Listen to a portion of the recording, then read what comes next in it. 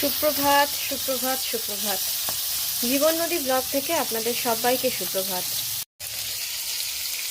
আশা করি যে যেখানে আছেন সবাই ভালো আছেন, সুস্থ আছেন। আমি অরুণিমা একদিন অন্তর একদিন ব্লগ নিয়ে আসবো, কারণ প্রচণ্ড ঠান্ডা পড়েছে।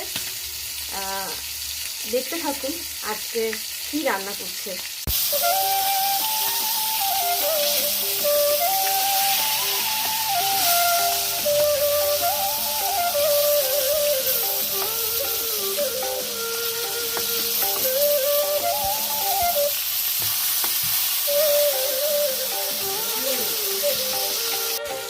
এখানে ধনেপাতা, রসুন এবং কাঁচা লঙ্কা বেটে নিয়েছি, আর আদা গ্রেট করে নেব।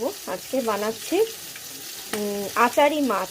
মানে আচারি মাছ হয়তো অন্যরকমভাবে বানানো হয়, তবে আমি এভাবে বানাচ্ছি। আমার নিজের দেওয়া নাম, নিজের দেওয়া রেসিপি, হয়তো অথেন্টিক রেসিপি নয়। যারা অথেন্টিক রান্না করেছেন তারা হয়তো ভাববেন যে এটা তো নয় রেসিপি। ঠিক আছে, আমার মতো করে আমি বানাই। মাথা আর লেজ পাশাপাশি শুয়ে ভাজা হয় কড়াইতে। তারপর আঁশটে সুঘ্রাণে রান্নাঘর ভরে ওঠে। শুরু হচ্ছে একটা নতুন দিন, একটা নতুন সকাল, একটা নতুন পদ, একটা রান্না। আমাদের রান্নাঘর একটা গবেষণাগার। আমরা সেখানে প্রতিনিয়ত নানান ধরনের গবেষণা করে থাকি, এবং সেই গবেষণার ফল কখনো ভালো হয়, কখনো খারাপ হয়। কিন্তু গবেষণাটা যাদের উপর করা হয় তারা হয়ে যায় সংসারের গিনিপিগ, অর্থাৎ বাড়ির কর্তা এবং সন্তানেরা। অন্নের প্রথম ভাগটা যায় ঘোতনের ছেলের কাছে, মাছের প্রথম টুকরোটা যায় ঘোতনের ছেলে মেয়েদের কাছে। মেখে দেব, ওই যে তারা কাঁদছে, মারামারি করছে। খেতে দেওয়া হবে প্রতিদিনই, এবং তারা ঠান্ডা খাবার খেতে পারে না, গরম খাবার দিতে হয়। তাই মাইক্রো ওভেনে গরম করে রান্না করতে করতে তাদেরকে দিয়ে আসতে হয় মাছের ঝোল ভাত দিয়ে মেখে।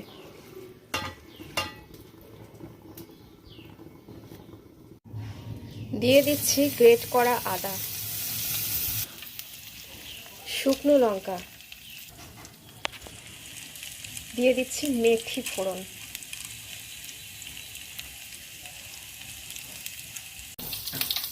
নেড়ে চেড়ে নিচ্ছি ভাজা ভাজা করে নিয়ে। এর থেকে বেশি ভাজা ভাজা করব না। এবার দিয়ে দেব সবুজ বাটা মশলা।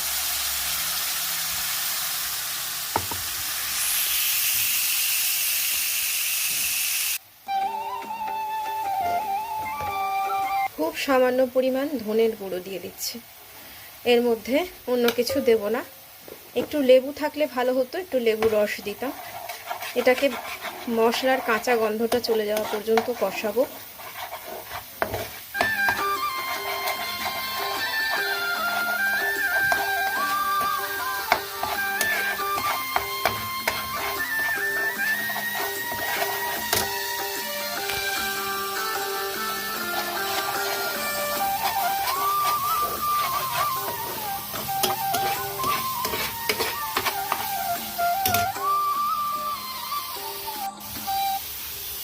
তেল ছেড়ে এসছে, একটা ধনেপাতা চাটনির গন্ধ বেরোচ্ছে।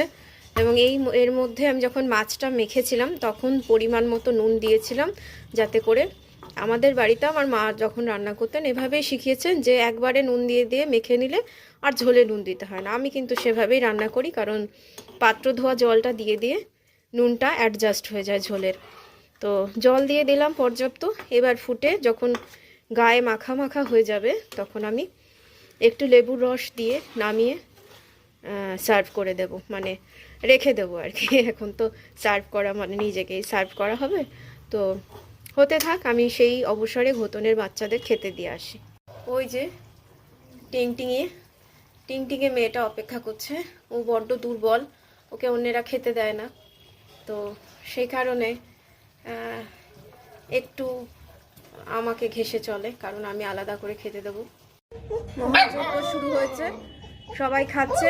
এটা ঘেটুর বউ, ঘোতনের বউ। এই যে এখানে আমার ঘোতন, তার সন্তানের সঙ্গে বাক্যালাপ করছে, এবং সেটা অবশ্যই মধুর বাক্যালাপ নয়, মারামারি হচ্ছে, বাবা মেয়ের কথোপকথন হচ্ছে। মাছের ঝাল বা ঝোল যেটাই বলা হোক সেটা রেডি হয়ে গেছে। তো এর ওপর দিয়ে আমি একটু লেবুর রস ছড়িয়ে দেব।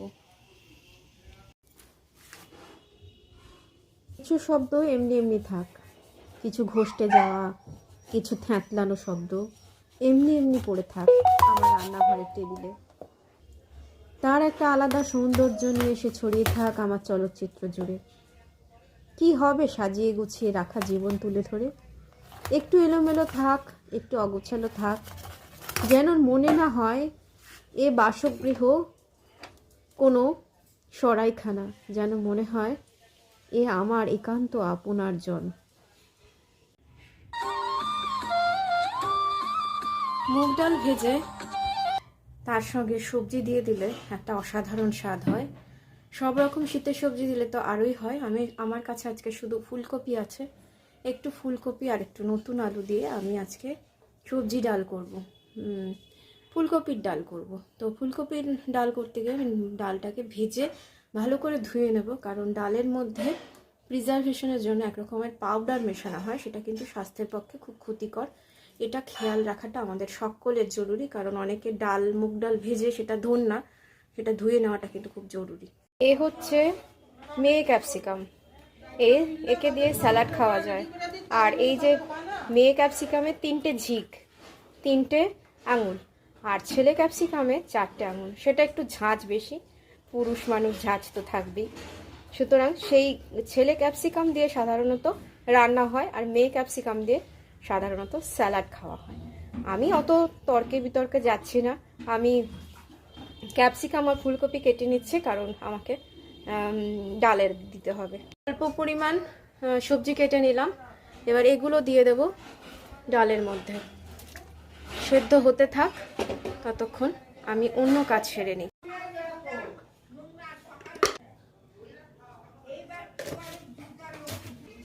আগুন জ্বলে ওঠার শব্দ কি ভয়ানক বিপ্লবের জন্ম দেয় সে আমরাই জানি।